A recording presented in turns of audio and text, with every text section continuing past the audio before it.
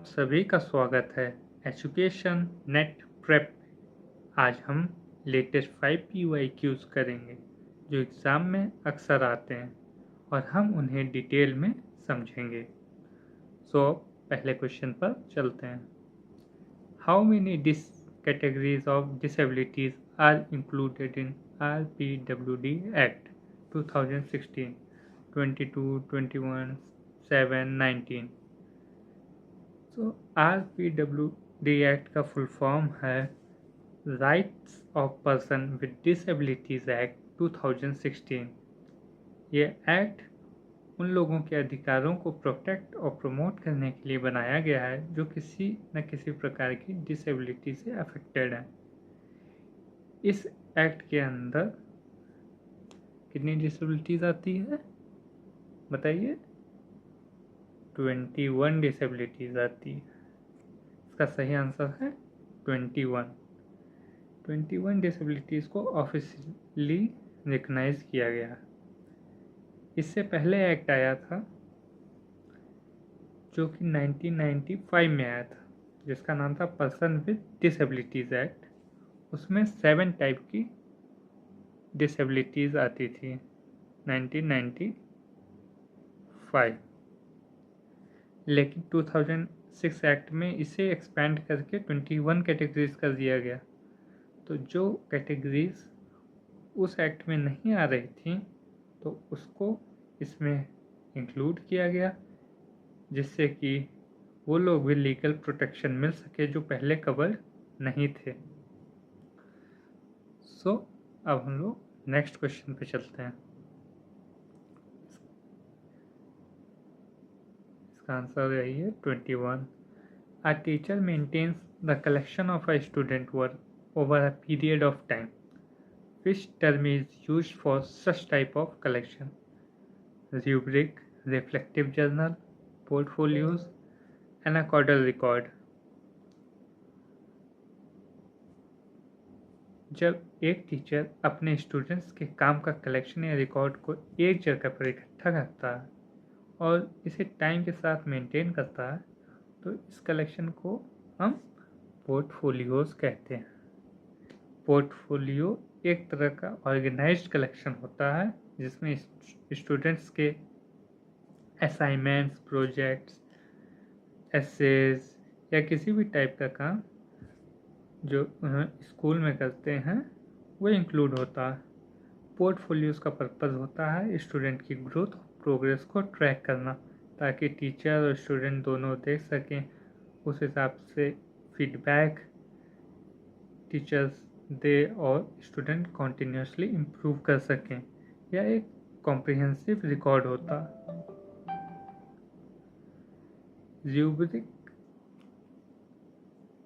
Rubric एक assessment tool होता है। रिफ्लेक्टिव जर्नल में स्टूडेंट अपने एक्सपीरियंस और थॉट्स को लिखते हैं और एनाकॉर्डल रिकॉर्ड में टीचर स्टूडेंट्स के बिहेवियर या स्पेसिफिक इवेंट का रिकॉर्ड मेंटेन करता है। लेकिन जब एक एक्सटेंडेड पीरियड के काम की कलेक्शन की बात होती है तो उसे पोर्टफोलियोज कहते हैं। क्लियर हो गया होगा? आगे बढ़ते हैं। कोई भी डाउट हुआ करे तो आप लोग कमेंट सेक्शन में पूछ सकते हैं, या फिर टेलीग्राम चैनल है उससे जुड़ जाइए, वहाँ पे इसके PDFs और इन्फॉर्मेशन आपको मिलेगी, आप वहाँ भी डाउट पूछ सकते हैं। Third question, which apex body is regulating integrated teacher education programmes in the country? NCERT, NCT, NEPA, UGC। हमें जैसे पता है NCERT ये स्कूल एजुकेशन के लिए काम करती है, करिकुलम बनाना, सिलेबस बनाना, फ्रेमवर्क डिज़ाइन करना, ये स्कूल एजुकेशन के लिए ये NCERT का काम है। NCT इसका फुल फॉर्म है national council for teacher education. Full form से आपको आइडिया लग रहा होगा, पर हम आगे बढ़ते हैं। Nipah national institute of educational planning and administration, ये प्लानिंग और एडमिनिस्ट्रेशन देखता है। एजुकेशन फील्ड में। यूजीसी हायर एजुकेशन की बात करता है। तो जैसे ऑप्शन से और हमने जैसे फुल फॉर्म डिस्कस किया तो उससे क्लियर हो रहा है कि एनसीटी टीचर एजुकेशन की बात करता है। ये 1995 में। ये टॉप लेवल बॉडी है जो टीचर एजुकेशन प्रोग्राम को रेगुलेट करती है। इंटीग्रेटेड टीचर एजुकेशन प्रोग्राम जैसे कि BA, BEd, BSc BEd, BElEd वो कोर्स होते हैं जो अंडर ग्रेजुएट डिग्री और टीचर ट्रेनिंग को एक साथ कंबाइन करते हैं। इन प्रोग्राम को एनसीटी रेगुलेट करती है ताकि इंश्योर हो सके कि क्वालिटी एजुकेशन दी जा रही है फ्यूचर टीचर्स को और एक क्वालिटी टीचर्स ट्रेंड हो सके। क्लियर हो गया होगा आपको ये जवाब। अब नेक्स्ट आगे बढ़ते हैं। NCT. Fourth question, which of the following can be associated with Gandhi? Options हैं साबरमती आश्रम, नई तालीम, Geetanjali, Shanti Niketan, craft based education. अब ऐसे क्वेश्चंस में देखता हूँ तो मेरे दिमाग में सबसे पहले आता है कि अगर मुझे सारे ऑप्शंस नहीं क्लियर हो पा रहे हैं तो पहला काम क्या करता है, मैं एलिमिनेट करने की कोशिश करता हूँ।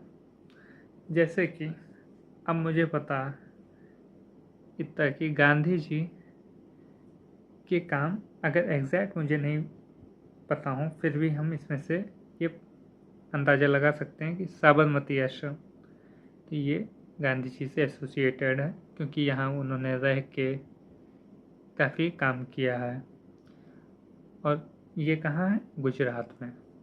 तो एक तरीके से हमारा एक ऑप्शन ये क्लियर होता है साबरमती आश्रम। अच्छा, नई तालीम अगर नहीं समझ में आ रहा है चलिए आगे बढ़िए। गीतांजलि। अब गीतांजलि किससे एसोसिएटेड है, गांधी जी से तो नहीं ही है, ये रविन्द्रनाथ टैगोर जी से एसोसिएटेड है। उनकी पोइट्री के कलेक्शंस को गीतांजलि कहते हैं।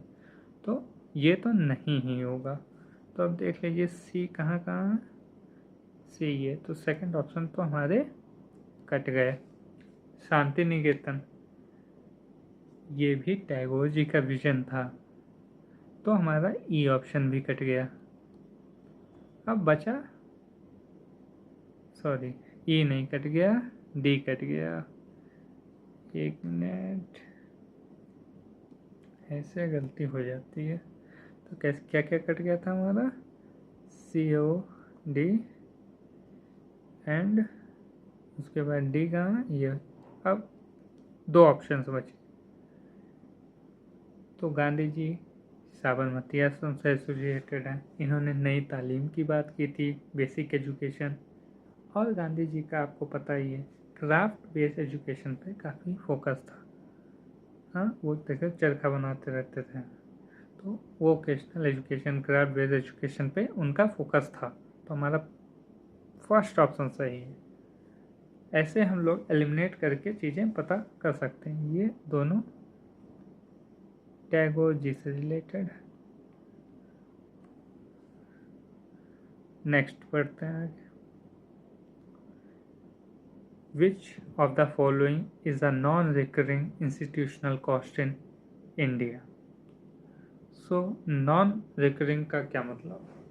Non-recurring cost का मतलब होता है वह खर्चा जो एक बार होता है या बहुत ही कम फ्रीक्वेंसी पर होता है, या ऐसे एक्सपेंसेस जो रेगुलर बेसिस पे बार बार नहीं आते हैं।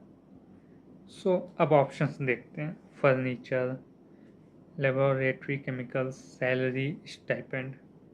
सो अब वही फिर एलिमिनेशन टेक्निक भी आप इससे अपना सकते हैं। सैलरी आपको मंथली देनी पड़ती है, स्टाइपेंड भी आपको मंथली देना पड़ेगा, या जिस बेसिस पे भी आप करते हैं ऊपर 6 महीना 3 महीना तो देना ही पड़ता है। केमिकल्स भी आपके ख़त्म होंगे तो आपको रेगुलर लाने पड़ेंगे कि नहीं। सो ये सारे ऑप्शंस कट जाते हैं। फर्नीचर एक बार आपने सेटल कर दिया स्कूल में, इंस्टीट्यूशन में, तो कम से कम एक लंबे समय तक वो रहता है। हाँ, बदलना पड़ता है पर एक लंबे टाइम तक वो रहता है, 5 साल, 10 साल, 15 साल का इन्वेस्टमेंट रहता है। तो नॉन रिकरिंग कॉस्ट का मतलब है कि वह खर्चा जो एक बार होता है या उसकी फ्रीक्वेंसी बहुत कम होती है कि रेगुलर बेसिस पे नहीं करने पड़ते। सो आज की वीडियो में इतना ही। हम नेक्स्ट वीडियोस में मिलेंगे और ज़्यादा क्वेश्चन के साथ और नए नए कॉन्सेप्ट के साथ। और जो भी आप लोगों को कन्फ्यूजन रहे वो आप कमेंट सेक्शन में या फिर टेलीग्राम से जुड़ जाएं, वहाँ पूछ सकते हैं और सारी पीडीएफ्स आपको वहाँ मिल जाएंगी। So thank you so much. फिर मिलते हैं जल्द नेक्स्ट वीडियो में।